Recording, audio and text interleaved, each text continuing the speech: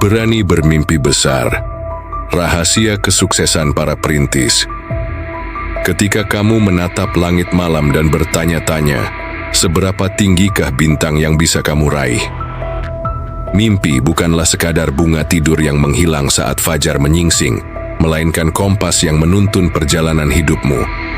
Di dunia yang dipenuhi ketidakpastian ini, mereka yang berani membayangkan masa depan cemerlang dan berjuang mewujudkannya adalah para navigasi kehidupan sejati.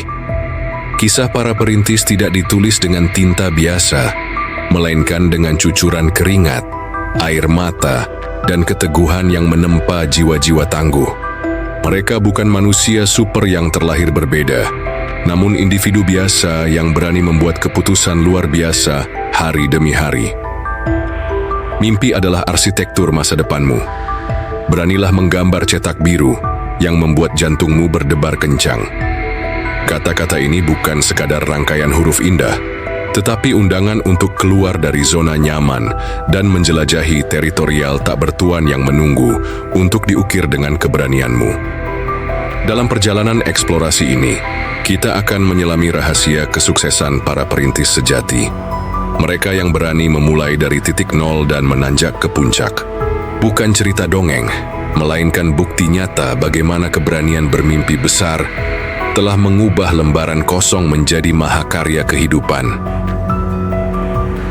Lanskap dan realitas memahami kekuatan mimpi besar. Apa bedanya antara mimpi biasa dan mimpi besar? Mimpi biasa membuatmu tersenyum dalam tidur, sementara mimpi besar membuatmu bangun di tengah malam dengan jantung berdebar dan tangan yang siap mencatat inspirasi. Mimpi besar tidak memberimu pilihan untuk tetap diam. Ia mengusik, mendorong, dan memanggil jiwamu untuk bergerak.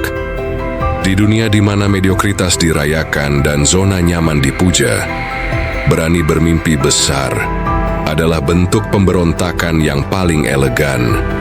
Sebagaimana pohon ek tidak pernah berhenti mencapai langit, jiwa manusia tidak dirancang untuk menerima batasan yang tidak perlu.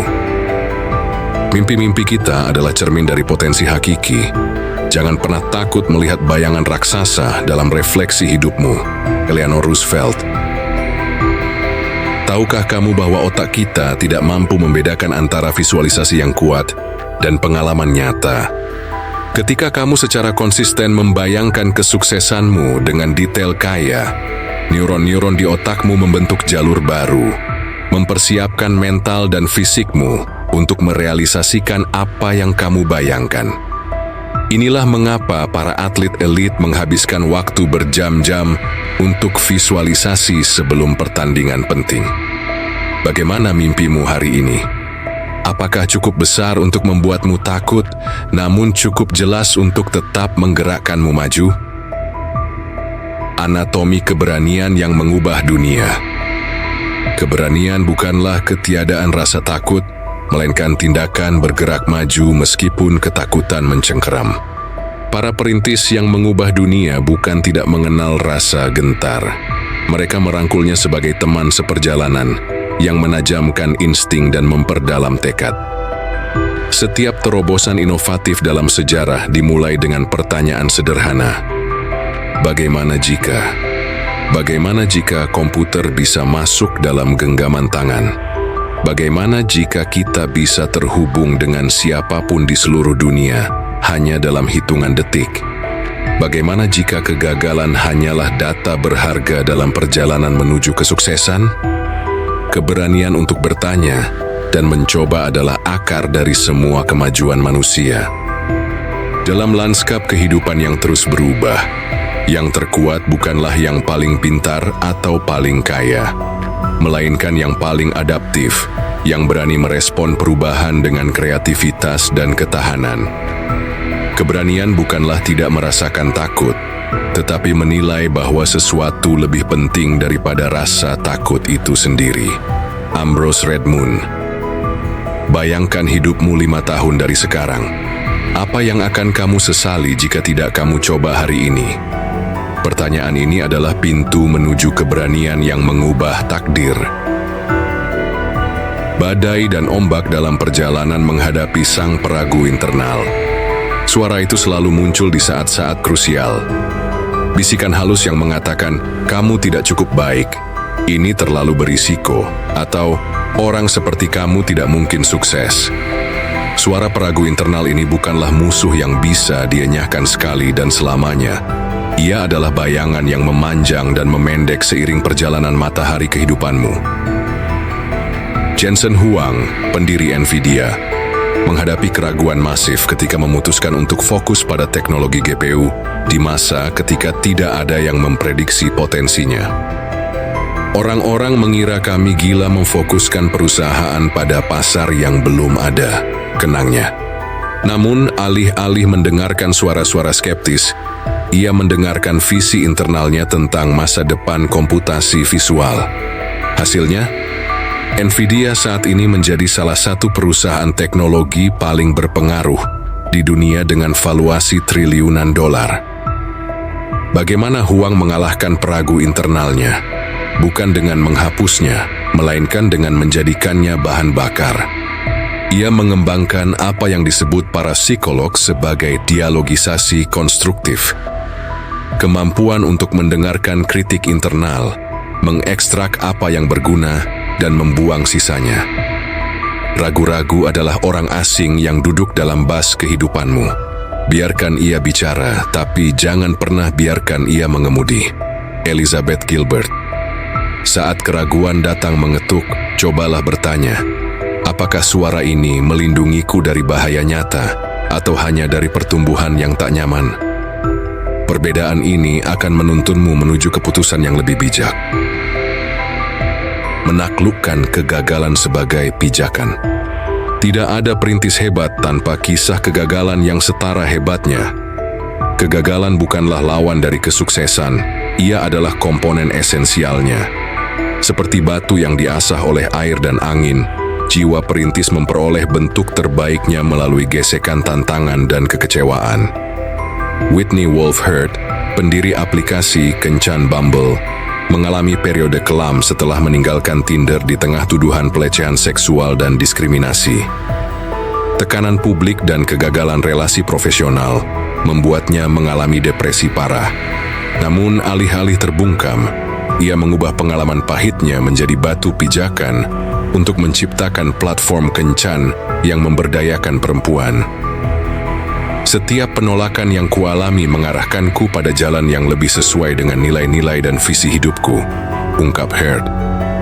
Bumble kemudian menjadi aplikasi kencan dengan pendekatan unik di mana wanita yang mengambil langkah pertama dan mengantarkannya menjadi CEO wanita termuda yang membawa perusahaan go public di Amerika Serikat. Kegagalan adalah laboratorium kehidupan. Tempat kita mengidentifikasi apa yang tidak berfungsi dan menyempurnakan formula kesuksesan kita. Setiap tidak yang kamu terima adalah undangan untuk menemukan ya yang lebih pas pada waktu yang tepat. Aku tidak gagal 10.000 kali. Aku berhasil menemukan 10.000 cara yang tidak berhasil, yang membawaku satu langkah lebih dekat pada terobosan. Thomas Edison. Pertanyaan reflektifnya bukan bagaimana menghindari kegagalan, melainkan bagaimana menjadikan kegagalan sebagai guru yang bijak. Kegagalan terbesar bukanlah jatuh, tetapi menolak untuk bangkit dan belajar. Melawan arus ekspektasi sosial. Masyarakat mencintai kotak-kotak. Sejak kecil, kita diajarkan untuk masuk ke dalam kategori yang telah ditentukan. Pilih jalur aman, ikuti arus, jangan terlalu menonjol. Namun, perintis sejati tahu bahwa inovasi tidak pernah lahir dari konformitas. Ia selalu muncul dari keberanian untuk mempertanyakan status quo. Sundar Pichai, CEO Google, tumbuh di Chennai, India, dalam keluarga kelas menengah tanpa akses ke teknologi modern. Ketika ia memutuskan untuk melanjutkan pendidikan ke Amerika Serikat, banyak yang meragukan keputusannya. Tiket pesawat ke AS saat itu berharga lebih dari gaji tahunan ayahku, kenangnya. Namun, alih-alih mengikuti jalur konvensional di India, Pichai berani mengambil risiko. Perjalanan melawan arus ekspektasi bukanlah tanpa konsekuensi. Pichai harus beradaptasi dengan budaya baru, berjuang dengan keterbatasan finansial, dan menghadapi ketidakpastian masa depan. Namun justru di luar zona nyaman inilah ia menemukan panggilan hidupnya dan tumbuh menjadi salah satu eksekutif teknologi paling berpengaruh di dunia. Konformitas adalah penjara sukarela yang dibangun oleh ketakutan akan penolakan. Robert Anthony. Refleksikan sejenak. Ekspektasi siapakah yang sedang kamu penuhi dalam hidupmu saat ini? Apakah pilihan-pilihanmu benar-benar milikmu? Atau hanya cerminan dari apa yang diharapkan oleh lingkungan dan masyarakatmu? Peta menuju puncak impian. Mengkonversi obsesi menjadi target terukur. Mimpi tanpa rencana hanyalah harapan tanpa arah. Para perintis hebat memahami bahwa jembatan antara angan-angan dan pencapaian adalah serangkaian tujuan spesifik yang dapat diukur dan dikejar secara sistematis. Satya Nadella, CEO Microsoft, ketika mengambil alih kepemimpinan perusahaan pada 2014, menemukan organisasi yang kehilangan arah dan tertinggal dalam inovasi. Alih-alih hanya bermimpi tentang Microsoft yang hebat, Nadella mengkonversi visinya menjadi tujuan spesifik.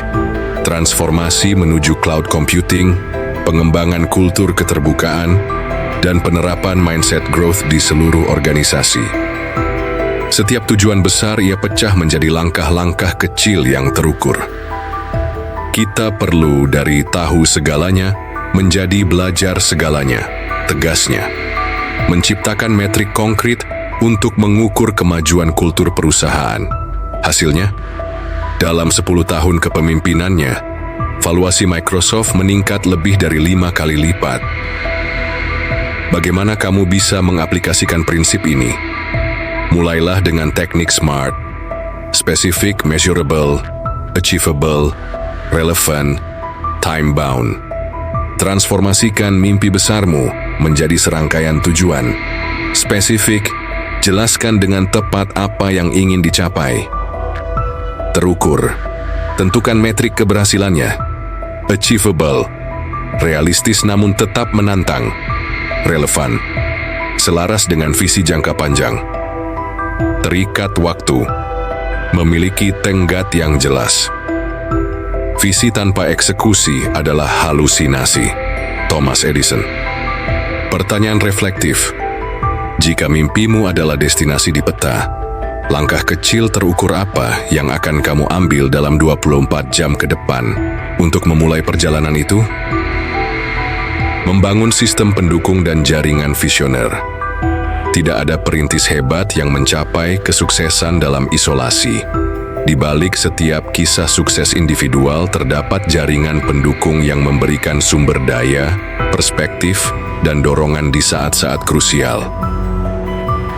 Jose Neves, pendiri platform fashion mewah Farfetch, memulai karirnya sebagai programmer komputer di kota kecil di Portugal, jauh dari pusat dunia fashion global. Tantangan terbesarnya bukan hanya pengetahuan tentang industri fashion, tetapi akses ke jaringan yang tepat. Bagaimana ia mengatasinya? Saya secara konsisten berinvestasi dalam hubungan yang saling menguntungkan, ungkap Neves. Ia memulai dengan menghadiri konferensi fashion kecil, berkenalan dengan desainer lokal, dan perlahan membangun reputasi sebagai penghubung antara dunia teknologi dan fashion. Seiring waktu, jaringannya berkembang, mencakup butik independen hingga brand luxury ternama. Kunci keberhasilannya bukan sekadar mengenal orang penting, tetapi menciptakan nilai bagi setiap koneksi. Neves menawarkan perspektif unik tentang bagaimana teknologi dapat mentransformasi industri fashion, sehingga menjadikannya partner yang dicari, bukan sekadar networker yang mengambil manfaat. Untuk membangun sistem pendukungmu sendiri, identifikasi 5 orang dalam hidupmu yang mendukung visimu tanpa syarat. Temukan komunitas, online, atau offline yang mengejar mimpi serupa. Cari mentor yang telah menavigasi jalur yang ingin kamu tempuh. Jangan lupa untuk menjadi pendukung bagi mimpi orang lain juga. Jika ingin pergi cepat, berjalanlah sendiri. Jika ingin pergi jauh, berjalanlah bersama-sama. Pepatah Afrika. Refleksikan. Siapa 3 orang yang akan kamu hubungi minggu ini untuk memperluas dan memperdalam jaringan pendukungmu? Merangkul keraguan, mensyukuri kegagalan, visi di tengah ketidakpastian. Sara Blakely, Spanx. Suara keraguan itu menggema keras saat Sara Blakely masih menjual mesin faks dari pintu ke pintu. Siapa kamu berani-beraninya bermimpi merevolusi industri pakaian dalam? Dengan hanya $5.000 atau 82 juta rupiah, tabungan pribadi di tangannya. Peragu internal itu berbisik bahwa idenya terlalu sederhana, terlalu naif. Setiap pabrik yang didatanginya menutup pintu. Produk ini tidak akan bekerja, kata mereka.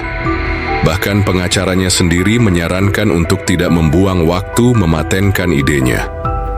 Kamu bukan desainer, kata pembeli department store dengan nada meremehkan. Namun alih-alih menyerah pada tsunami keraguan, Blakely menjadikannya fondasi ketahanannya. Keraguan adalah kompas yang menunjukkan tepat ke arah mana kita perlu tumbuh, ungkapnya. Setiap tidak yang kuterima hanya menegaskan bahwa aku berada di jalur inovasi yang belum pernah dilalui orang. Di malam hari, saat lelah setelah seharian menjual mesin faks, ia menulis paten sendiri dengan bantuan buku dari perpustakaan lokal, menjahit prototip, dan melakukan cold call ke department store dengan keberanian yang tidak gentar oleh penolakan. Aku belajar untuk tidak takut pada kegagalan, tapi takut pada penyesalan karena tidak mencoba, refleksi Blakely. Setiap kegagalan membawaku 1 sentimeter lebih dekat pada versi produk yang tepat. Hasilnya, Spanx tumbuh menjadi perusahaan bernilai $1,2 miliar alias 19,8 triliun rupiah, tanpa sepeser pun pendanaan eksternal. Sara Blakely menjadi miliarder self-made pertama yang mencapai statusnya tanpa warisan keluarga atau bantuan venture capital. Peragu internalnya kini duduk di kursi penonton, menyaksikan visinya yang dulu diremehkan, mengubah industri fashion selamanya. Dari kasur udara menuju imperium, Brian Chesky, Airbnb. Apartemen sempit di San Francisco itu bukan tempat kelahiran bisnis yang ideal. Namun saat tidak mampu membayar sewa, Brian Chesky dan roommate-nya Joe Gebbia menemukan solusi dadakan, menyewakan 3 kasur udara kepada orang asing. Ini hanya ide sementara, bisik suara peragu internalnya. Siapa yang mau tidur di rumah orang asing? Jawaban dari Silicon Valley semakin menegaskan keraguan itu. 7 investor top menolak proposal mereka tanpa belas kasihan. Salah satu pemodal Ventura bahkan hanya menjawab email panjang mereka dengan 1 kata dingin. Lanjutkan. Sementara itu hutang kartu kredit mereka membengkak, mencapai $40.000 atau sekitar 660 juta rupiah. Keraguan itu seperti infeksi. Jika kamu membiarkannya, ia akan melumpuhkan seluruh visimu, refleksi Chesky. Kami memilih untuk melihatnya sebagai kesempatan untuk mempertanyakan dan menyempurnakan ide kami, bukan untuk meninggalkannya. Di tengah keputusasaan finansial, Chesky dan timnya menjalankan gerakan gerilya pemasaran yang berani, menjual serial edisi terbatas Obama Oath dan Captain McCain's selama konvensi politik 2008. Mereka membungkus 500 kotak sereal dengan tangan mereka sendiri, menjualnya seharga $40 alias 660.000 rupiah per kotak untuk bertahan hidup dan mendanai impian mereka. Kegagalan bukanlah ketika kamu jatuh, tapi ketika kamu berhenti bangkit, ujar Chesky. Setiap penolakan mendidik kami tentang cara lebih baik untuk mempresentasikan visi kami. Dari 3 kasur udara di satu apartemen, Airbnb bertransformasi menjadi fenomena global bernilai 100 miliar dolar atau kisaran 1,65 kuadriliun rupiah alias 1.650 triliun rupiah yang mengubah fundamental industri perhotelan dunia. Peragu internal yang dulu berbisik tentang ketidakmungkinan kini tersenyum menyaksikan bagaimana kegilaan kasur udara itu telah menginspirasi jutaan tuan rumah di seluruh dunia.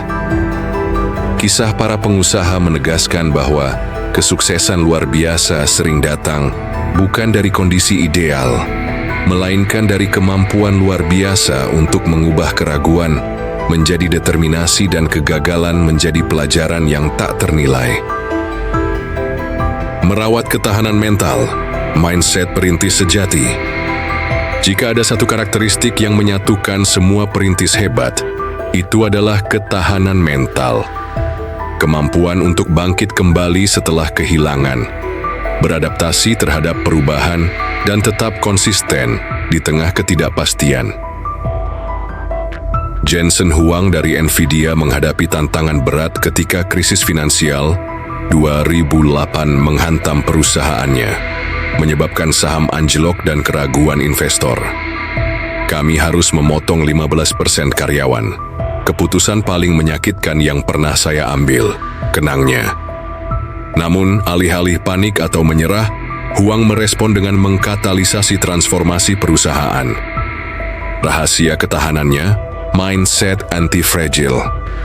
Prinsip bahwa sistem yang baik tidak hanya bertahan dari tekanan, tetapi menjadi lebih kuat karenanya. Huang tidak sekadar bertahan dalam krisis, tetapi menggunakannya sebagai momentum untuk pivot strategis yang kemudian mengantarkan Nvidia menjadi pionir dalam AI dan machine learning. Untuk membangun ketahanan mentalmu sendiri. 1. Praktikkan reframing. Lihat tantangan sebagai bahan bakar pertumbuhan, bukan hambatan. 2. Bangun rutinitas pemulihan. Identifikasi aktivitas yang mengisi ulang energi mental dan emosionalmu. 3. Kembangkan literasi emosional. Latih kemampuan untuk mengenali, menerima, dan mengelola emosi kompleks. 4. Tetapkan batasan yang sehat. Ketahui kapan harus berkata tidak untuk melindungi energi dan fokusmu. Antara stimulus dan respons terdapat ruang. Dalam ruang itu terletak kekuatan dan kebebasan kita untuk memilih respons kita. Dalam respons itu terletak pertumbuhan dan kebahagiaan kita. Tantangan terberat apa yang kamu hadapi saat ini, dan bagaimana kamu dapat mengubahnya menjadi batu loncatan untuk pertumbuhan? Apa yang menyatukan semua perintis ini? Mereka tidak menunggu izin atau jaminan keberhasilan. Mereka menciptakan peluang dari keterbatasan dan mengubah rintangan menjadi batu loncatan. Mimpi-mimpi besar mereka tidak hanya mengubah industri, tetapi juga mendefinisikan ulang apa yang dianggap mungkin bagi generasi mendatang. Mewarisi api bukan abu. Perjalanan perintis bukanlah tentang mencapai tujuan akhir semata, melainkan tentang transformasi diri yang terjadi dalam prosesnya. Setiap rintangan yang kamu hadapi, setiap keraguan yang kamu taklukkan, dan setiap visi yang kamu kejar dengan gigih mengukir karaktermu, menjadi lebih tangguh dan bijaksana. Whitney Wolfe Herd dari Bumble merangkum esensi ini dengan indah. Kesuksesan bukanlah tentang apa yang kamu capai, melainkan tentang menjadi siapa kamu dalam perjalanan mencapainya. Perjalananmu sebagai perintis tidak hanya mengubah lanskap eksternal, tetapi juga memetamorfosis lanskap internalmu. Berani bermimpi besar bukanlah tindakan sesaat, melainkan komitmen seumur hidup untuk terus bertumbuh, beradaptasi, dan menciptakan nilai. Seperti obor yang dinyalakan dari api pendahulu, setiap perintis membawa cahaya yang mampu menerangi jalan orang lain. Yang terpenting bukanlah seberapa besar mimpimu, tetapi seberapa besar kamu tumbuh untuk menjadi setara dengan mimpi itu. Jim Rohn. Maka saat kamu melangkah keluar dari refleksi ini menuju aksi nyata dalam hidupmu, ingatlah, kamu tidak mewarisi abu dari pendahulumu, melainkan api yang sama yang menggerakkan mereka untuk menciptakan perubahan. Sekarang, giliran api itu berkobar dalam dirimu. Pertanyaan terakhir untukmu, jika semua rasa takut dan batasan terangkat hari ini, mimpi besar apa yang akan kamu kejar dengan segenap jiwamu?